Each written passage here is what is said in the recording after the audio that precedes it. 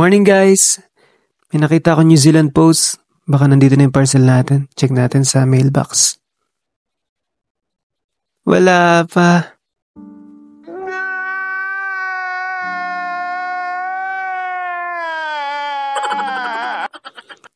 Bali guys, check na lang natin. Order natin sa app nila. Ayan, sa my orders.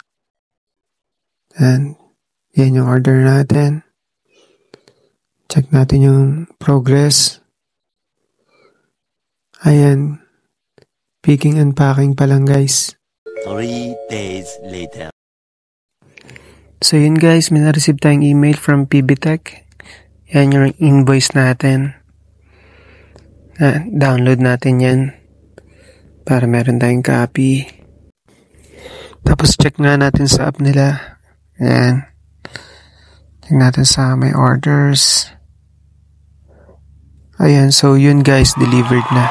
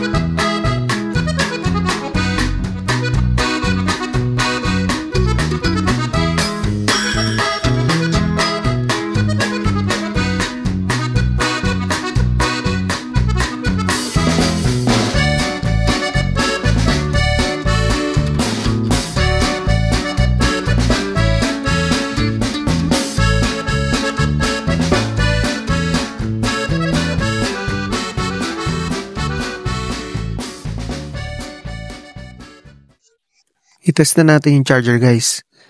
With super fast charging 2.0, max 45 watts, power delivery 3.0, low standby power consumption, 1.8 meters yung cable niya guys, USB-C to Type-C, 5 amperes. Unahin na natin yung luma kong charger, yung regular Samsung charger ko. Tignan na natin kung gaano kabilis yung pag-charge niya. Ayan. Check natin. Charging time is 1 hour 22 minutes until full. Ayan, tanggalin na natin. Then, sunod na natin yung bago natin charger. Samsung 45 watts.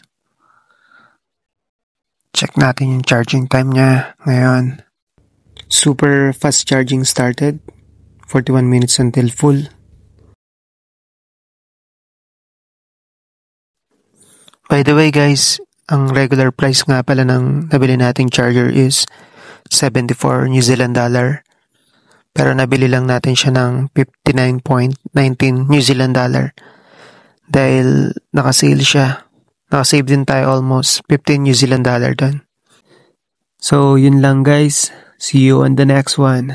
Ciao.